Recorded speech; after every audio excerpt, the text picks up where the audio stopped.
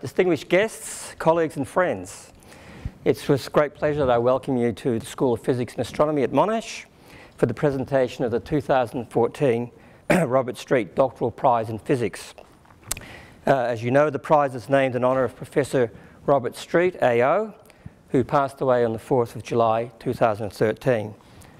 I'm delighted to welcome Robert's daughter, Professor Alison Street, AO, and her partner, John Barclay. In a little while, I'll ask Alison to make the presentation of the award to the 2014 recipient, Dr. Benjamin Farmer. We are videoing the presentation so that Alison and the Street family can have a record of the proceedings. Of course, I'd like to warmly welcome Dr. Benjamin Farmer's family to this award presentation. Unfortunately, Ben cannot be with us today as he's currently in Stockholm, but his father, Dr. Richard Farmer, will accept the award on his son's behalf. The Doctoral Prize in Physics is, of course, made possible through a generous bequest to the school by the late Professor Robert Street and his wife, Joan. From the outset, I would like to thank the Street family for their incredible generosity. I know that Joan remembers her time with Bob in the Department of Physics at Monash with great fondness. The occasion will proceed as follows. First, I wanted to provide some background information on the late Professor Robert Street. I will then read out the nomination for Dr. Benjamin Farmer and ask Professor Alison Street to say a few words and to present the award to Dr. Richard Farmer, who will be accepting it on his son's behalf. Following the presentation and photographs, refreshments will be served in the foyer. Robert Street, BSc, MSc, PhD, DSc, Honorary DSc, Fellow of the Academy of Sciences, Fellow of the Australian Institute of Physics, AO. Robert Street was born on the 16th of December 1920 in Wakefield in Yorkshire, United Kingdom. In 1941, he received a Bachelor of Science from the University of London, actually undertaking the degree at Bristol due to the bombings of London at the time. He began his career during World War II working at the Air Defence Research and Development Establishment, conducting work on the absolute measurement of power. In 1944 and 1948, respectively, he received an MSc in the relatively new area of wave mechanics and a PhD on absolute measurement of power. At the end of the war, Professor Street was appointed as an assistant lecturer in physics at the University of Nottingham. In 1954, he became a senior lecturer at Sheffield University, and in 1960, Professor Street moved to Australia to become the Foundation Professor of Physics at Monash University. In 1966, he earned a Doctor of Science from the University of London. In 1973, he was elected to the Australian Academy of Sciences. In 1974, he was appointed as Director of the Research School of Physical Sciences at the Australian National University. From 1978 until his retirement in 1986, Professor Street was Vice-Chancellor of the University of Western Australia. However, this bare-bones summary does not do justice to a remarkable career.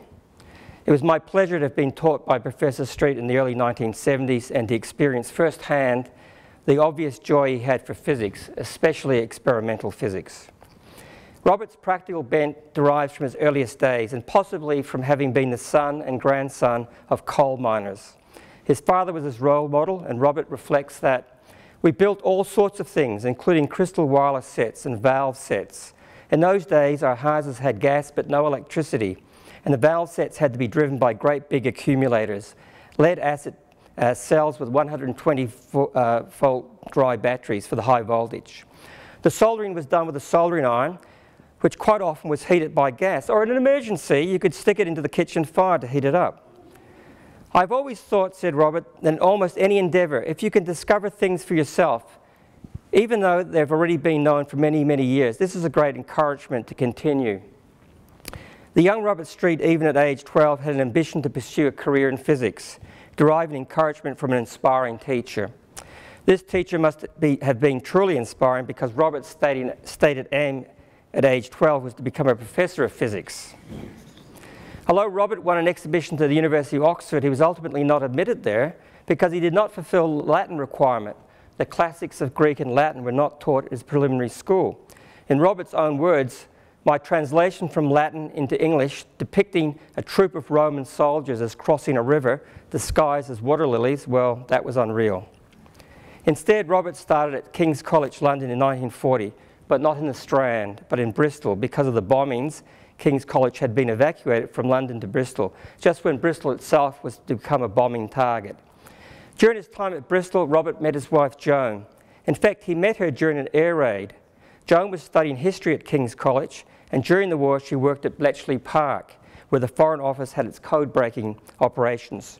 This period of history was the subject of a recent film, The Imitation Game, based on the work of Alan Turing and the code breakers at Bletchley Park, many of whom were women.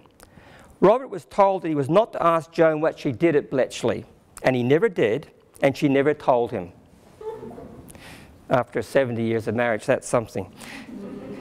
During the war, Robert was interviewed by none other than C.P. Snow for the position of the Air Defence Research and Development Establishment in Christchurch on the south coast of England. When he got there, the chief superintendent was J.G. Cockcroft, later to win the 1951 Nobel Prize for his work in nuclear physics. Robert worked in the basic research group led by Charles Oatley, who developed the first commercial scanning electron microscope.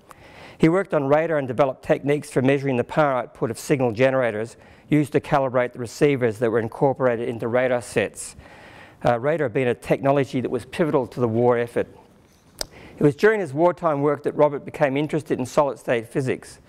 To quote Robert, "An essential part of the whole radar system was the crystal.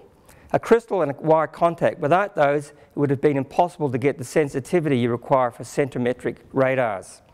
His interest in solid-state physics and devices led him to do an MSc in his spare time on wave mechanics through London University in 1944. I love this concept of spare time, just picking up a master's. Remarkably, Robert came very close to devising a transistor. In his characteristically modest way, Robert recalls that, "If I'd understood the wave mechanics business of the point contacts, just maybe in a million years, I would have put two wires onto the crystal to see whether the current through one affected the current through the other." Nowadays, it seems such an obvious thing to do, as they did in Bell Labs to produce the point contact transistor. The transistor won Bardeen, Bratan, and Schottky Nobel Prize, and of course, led directly to the electronics industry and the computer revolution. After the war, Robert extended his work using the wartime equipment, including Oliphant's famous VFO7 Klystron, the VFO standing for valve for Oliphant. The work led to Robert's PhD thesis obtained from the University of Nottingham. Robert was appointed assistant lecturer in physics at the University College Nottingham and began investigating the effects of magnetic fields on mechanical properties of materials. This led to a lifelong obsession with studying and trying to understand the time dependence of magnetization, because in Robert's words, it tells you a lot about what's going on inside a material, a magnetic material. And time dependence occurs in all kinds of ways in all manner of systems. Other people working in the field of magnetism with whom Robert interacted include Lord Patrick Blackett and Louis Niel, both who were awarded Nobel Prizes in physics, although Blackett's was for cosmic ray research, not magnetism. In 1954, Robert took up the position of senior lecturer at Sheffield University, where he made a series of low-temperature studies that required the building of a hydrogen liquefier. Yes, liquid hydrogen. That may not mean much to you, but experimentalists would shudder. Later, of course, at Monash, he established a liquid helium plant, a much safer option. In Robert's words, "We had no hydrogen detectors. It always seemed to me a great tribute to the people who made the joints and all the plumbing and piping that they didn't leak hydrogen. Because if it had leaked, I'm sure I wouldn't be here now, and neither would half the university. It would have been a big explosion." After several years at two universities in England, and having produced some landmark papers on magnetism, in 1960, Robert and his family moved to Australia to become the Foundation Professor of Physics at Monash University. Robert attended an interview in Manchester, just over the hill from Sheffield. In Robert's words, "That started off extremely well, even though Louis Matheson, the newly appointed Vice-Chancellor of Monash University, appeared for the interview a little late. He was dressed in cricket flannels because he had just got away from a cricket match where he'd been batting." Oh, Vice-Chancellors are not like that anymore. It turned out that Matheson was a very charismatic person, filled with the fire of doing something very much worthwhile in building a university from scratch. Talking to him, I found an extremely appealing proposition, but it was a tremendous leap for me and my family. Australia was unknown to us beyond the image and the example that Matheson was projecting. The world of the early 1960s was very different to today, Robert notes. Strange as it seems now, all you had to do was ask. So I asked for all sorts of things. A helium liquefier to avoid the possibility of blowing ourselves up with hydrogen, electron microscopes, big magnets, equipment to put in laboratories, lecture theatres, all kinds of things. They were there in abundance. You just had to ask. We had it very easy. Oh, I wish. At Monash, Robert was involved in an enormous number of activities. In addition to his teaching, research and administration roles, he was involved in science education through the development of the Victorian physics curriculum, science communication through an ABC TV program in the early 1960s. We have Bill Rackinger in the audience, and I think you and Robert actually did one of these productions in 1961 or 62, was it? So this is a science show on the TV when you actually ran a series of lectures on all manner of fundamental aspects of physics on the TV, well before MOOCs and YouTube.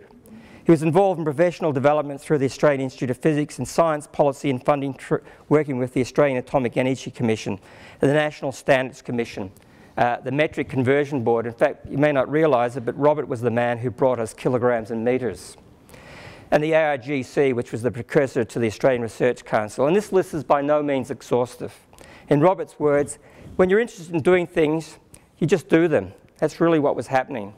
Following his time at Monash in 1974, Robert took up the directorship of the Research School of Physical Sciences at the Australian National University. Under Robert's leadership, the Anglo-Australian telescope was established, the somewhat troubled history of which could take up an entire talk. The AAT was officially opened at Mount Siding Springs in 1975 by Prince Charles. Following his time at ANU, in 1978, Robert took up the position of Vice-Chancellor at the University of Western Australia. Robert retired in 1986, but all the while as Vice-Chancellor, he would quickly read Physical Review letters, the journal, before passing it on to his colleagues. Therefore, he was able to keep abreast of developments. Following his retirement, he started a new chapter in his career, returning to the laboratory to take measurements. This is probably unique for a Vice-Chancellor and testifies to Robert's curiosity and genuine interest in science. In 1988, he set up a magnetics laboratory at the University of Western Australia, publishing papers, supervising students and postdocs, attracting ARC grants, producing patents, and becoming a member of Australia's earliest nanotechnology company, Advanced Parter Technology. Now, this is a very sobering set of statistics, which I want you to take note of particularly, especially anyone who's over the age of 50.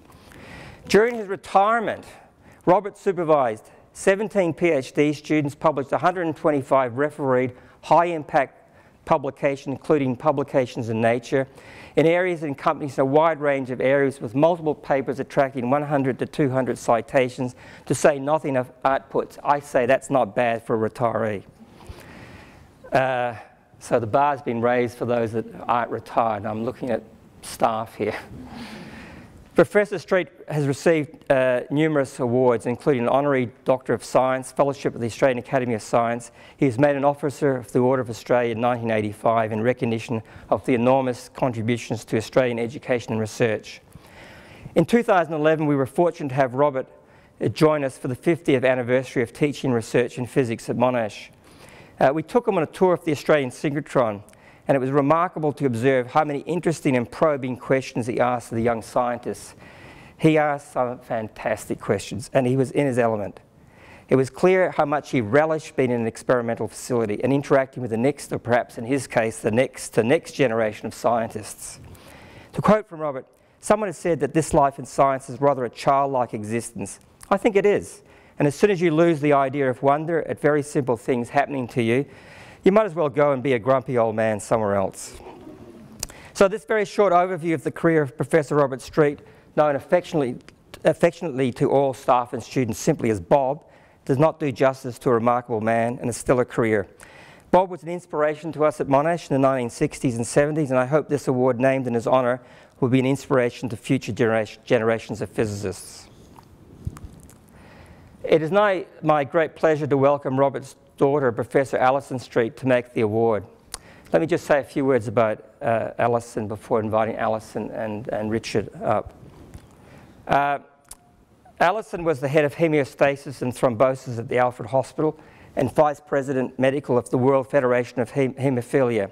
She's been actively involved in haemophilia on the international scale, being made an Officer of the Order of Australia in 2005 for her services to medicine.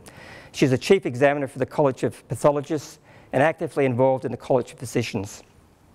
I'll shortly ask Professor Alison Street to make the award of the 2014 Robert Street Doctoral Prize to our awardee, Dr. Benjamin Farmer. Unfortunately, Ben cannot be with us today as he is currently undertaking a postdoctoral fellowship at the Oscar Klein Centre in Cosmoparticle Physics at the University of Stockholm. However, his father, Dr. Richard Farmer, will accept the award on behalf of his son. Before asking Professor Street and Dr. Farmer to step forward, let me say a few words about Ben and his PhD research, the research that led to this award. Dr. Ben Farmer joined the School of Physics in 2009 on a J.L. Williams scholarship to pursue a PhD in theoretical particle physics under the supervision of Associate Professor Csaba Balázs. During his PhD, Ben quantified the credibility and naturalness of various supersymmetric particle models. Now, you have to bear with me. I've spoken to particle physicists for a long time, and I say, dumb it down, make it simple. I've gone through several iterations, and apparently this is as dumb as particle physicists get. So strap yourselves in. Almost all known physics respects naturalness, which in one form can be described as the principle that the laws governing the physics of widely separated length or energy scales should not be sensitive to each other. The newly discovered Higgs particle, however, is grossly unnatural in the standard model of particle physics because its properties are sensitive to the details of any generic new high-scale physics which might exist. The details of such physics must be finely tuned in order to obtain the observed light Higgs boson mass. Supersymmetry is a popular solution to this problem because it not only ensures the naturalness of the Higgs boson, but provides a plausible dark matter candidate, both of which strongly motivate its experimental searches.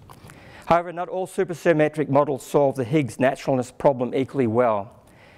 Ben developed powerful Bayesian statistical methods to examine the relative feasibility of several well-motivated families of supersymmetric model and quantified these models in terms of how well they both solve the naturalness problem and fit a variety of experimental constraints based on data from the Large Hadron Collider and from astrophysical sources.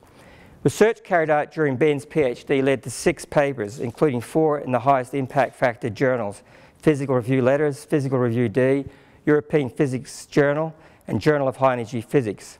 He also presented his work at ICHEP 2013, at which the discovery of the Higgs boson was announced. Ben was awarded the degree of Doctor of Philosophy in 2014. Currently, Dr. Farmer is working as a research fellow at the Oscar Klein Centre for Cosmoparticle Physics at Stockholm University.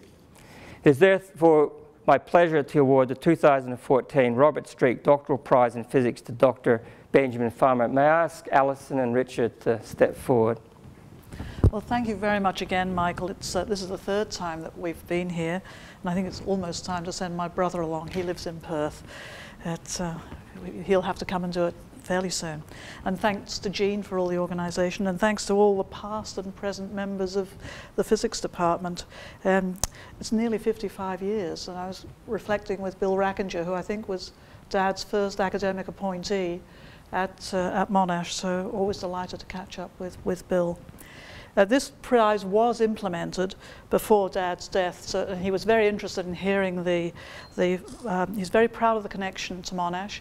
He's delighted that this one is specifically for the best PhD with physics.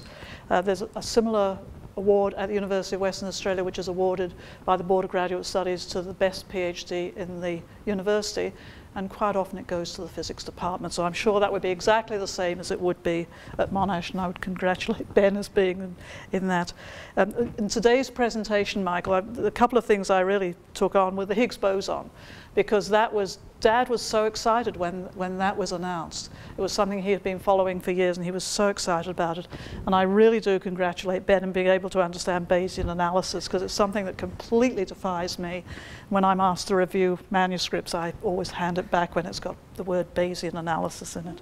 So Vicky, Richard, Karen, family, you must all be very, very proud indeed of what Ben has done and the way he's moving in Stockholm, which is a wonderful city, tremendous opportunities.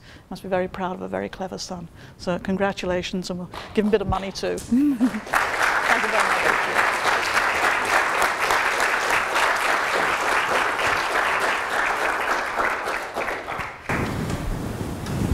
First of all, I'd just like to thank the Street family for this wonderful award. I know Ben feels very privileged and humbled to receive it. So on his behalf, I'd like to thank you very much. Robert was clearly a remarkable man. I wasn't aware of all the details that Michael just went through. He's clearly quite remarkable. And of course, I'd like to also, on Ben's behalf, thank Monash University and the Physics Department for nurturing him through his undergraduate and graduate years. I'm not sure how many of you kind of took note of the dates that Michael was revealing there, from 2009 joining, being awarded his PhD in 2014. I remember the day, I actually dropped the very first day I dropped Ben off to Monash University and beginning his life here. I remember making some comment to the effect that, you're beginning, kind of a grand journey, make sure you kind of take every opportunity to kind of make the most of this experience. I think Ben took that very much to heart. Hence the elongated period of time which he spent at Monash. But I know he enjoyed his time here very much. He started off in engineering, in aerospace engineering, and after a few years clearly realised that physics was his passion. So I'd like to thank Monash and the Physics Department for all the help they've given Ben over the years, and I know he appreciates it very much. So perhaps on that note, thank you very much.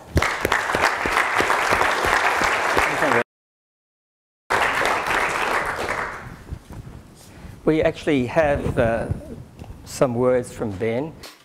Let me start by saying hello to everyone in the audience there at Monash, and thank you all for taking time out of your day to come and celebrate this award on my behalf. Please accept my great apologies for not being there in person, but it's unfortunately quite a long journey from Stockholm to Melbourne.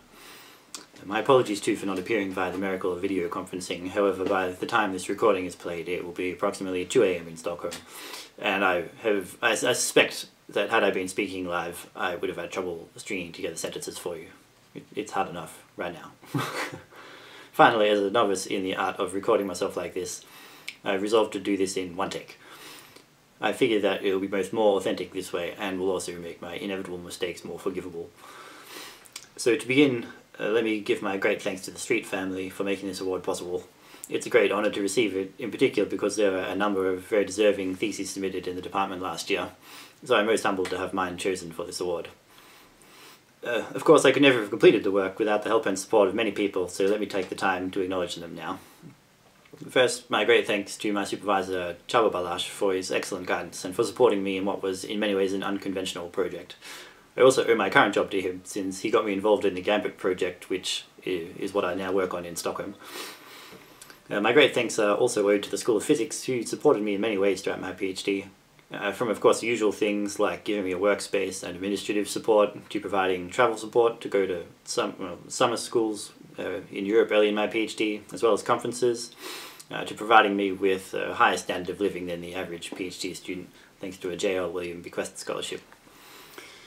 Through the school, I also received a lot of support from the Monash node of the ARC Centre of Excellence for Particle Physics at the Terascale, which facilitated my attendance at a number of workshops, several visits to other nodes at Melbourne, Sydney, Adelaide universities, and even trips to Geneva and Stockholm to attend Gambit workshops. All these experiences were invaluable to the development of my research skills and networks, and I'm most grateful for them. In my field, it is rare to publish anything with a single author, and so naturally all the works featured in my thesis have several. Without my collaborators, I may not have been able to publish anything. Of course, I've already mentioned Chaba, but my great thanks also go to Martin Wyatt, Andy Buckley, James Bernard, Peter Atheron, Doyun Kim, Daniel Carter, and Elliot Hutchinson for their hard work on our various projects. I owe a lot to you all. My great thanks also go to my wonderful family for their support throughout my very long education, to my brother and sister for being entertaining siblings, to my grandparents and parents for always being supportive, and particularly to my dad, who I believe has been shanghaied into being my avatar for today. And of course to my loving and immensely patient girlfriend Ashley, who I neglected for many months while I wrote my thesis. Let me finish up by giving my final thanks to the PhD students and postdocs at Monash. Your company and good humour prevented my slow descent into madness for at least long enough to finish my thesis, and for that I'm eternally grateful. I hope you're all doing well back there, and I miss you all. My thanks again to the Street family and the School of Physics for awarding me the 2014 Robert Street Doctoral Prize. I'll do my best to deserve it. Now, I hope you all go have fun. Have a drink for me. Bye. Lovely.